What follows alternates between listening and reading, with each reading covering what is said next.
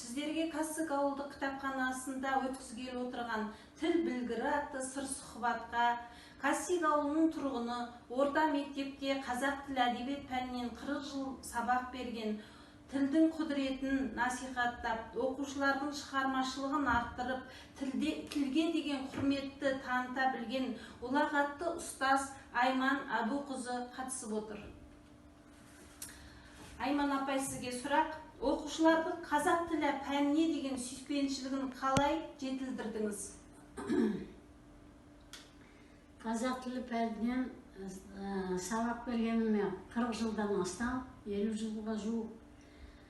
Ал ең алғашқы совет заманында біздерге қазақ тілін кеңінен тану қиын болды.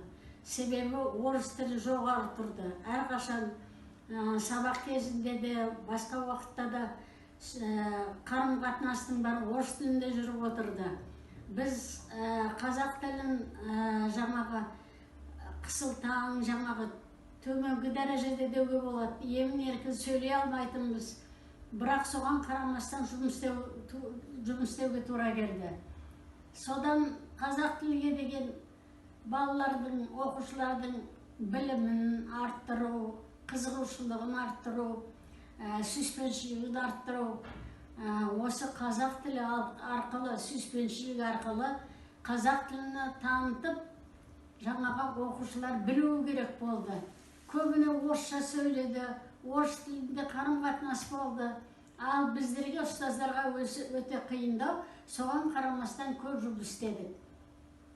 Сол жұмысымыз балаларды қазақ тілін емін-еркін билеуге, сөйлеуге, жақсы ұлағатты істердің барлығымен танысуға, әрқашан балалардың қызығушылығын арттыру үшін қазақ халқының құдіретін таныту, қазақ халқының жаңағы ерлігін таныту, қазақ халқының жаңағы мәдениеті, әдебиеті орыс тілінен төмен емес, тең дәрежеде екенін таныту біздің алдымызда үлкен мақсат болып тұрды.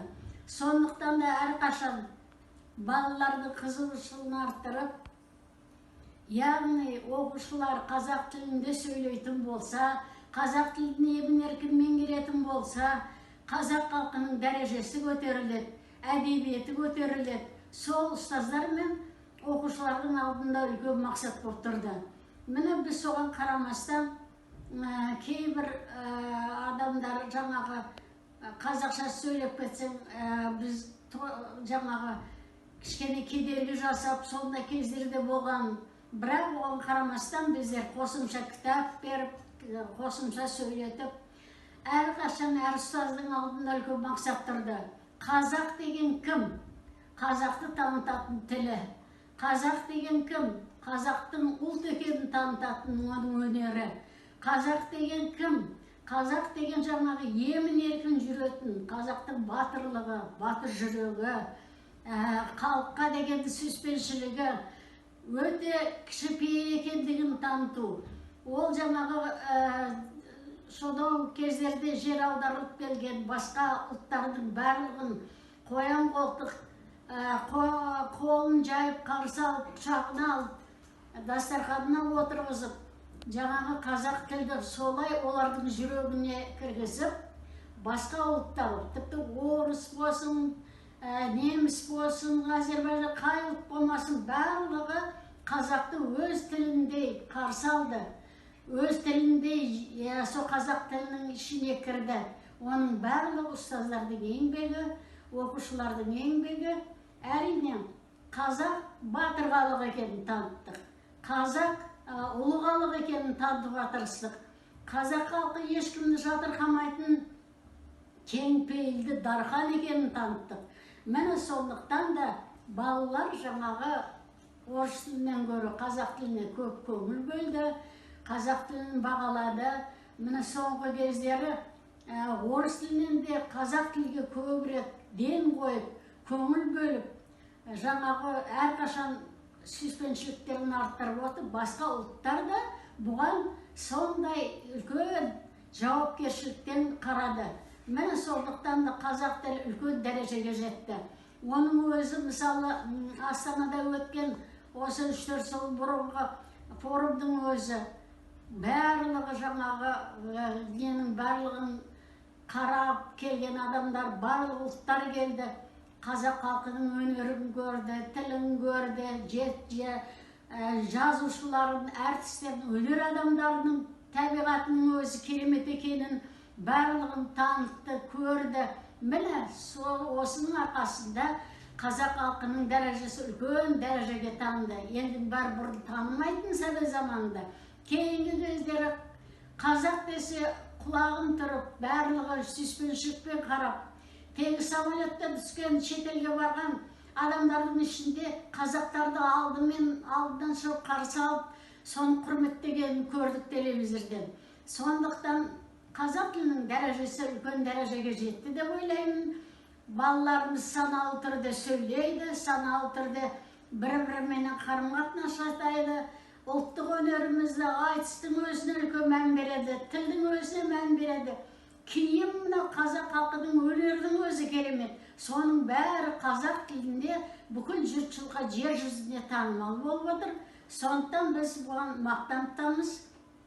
Әрине енді сабақта біздің айтқан нәрселеріміз көп, істеген жұмыстарымыз көп. Оның бәрін айта беру мүмкін емес. Міне қазақ деген кім дегенде біз деп мақтанышпен, шетел болсын қайыр, тіпті Американың өзі де үлкен мақтанышпен, үлкен сезіммен қарап, жоғары бағалайтын дәрежеге жетті. Айман Әбуқызы, рахмет.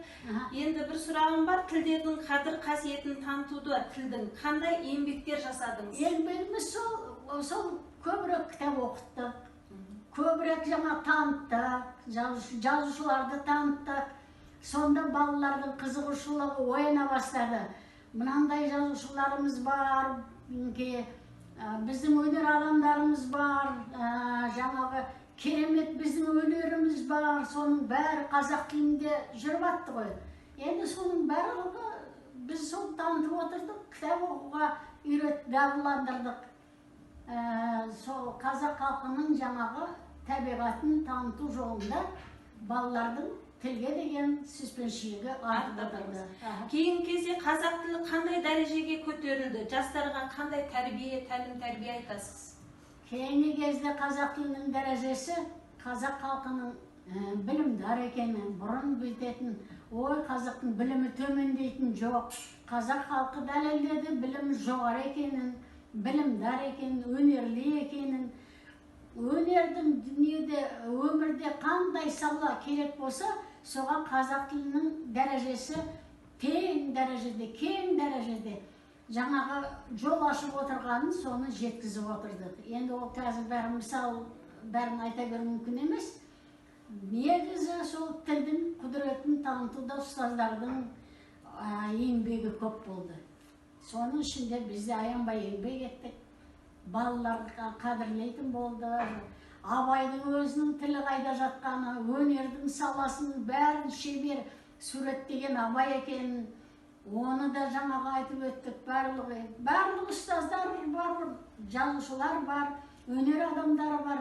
Қазір қандай концерт болмаса, қандай шетелге барғанның бәрі қазақ тілінде бәрін танытып жатыр. Мынаны біз түсінбейміз деп жатқан ешкім жоқ.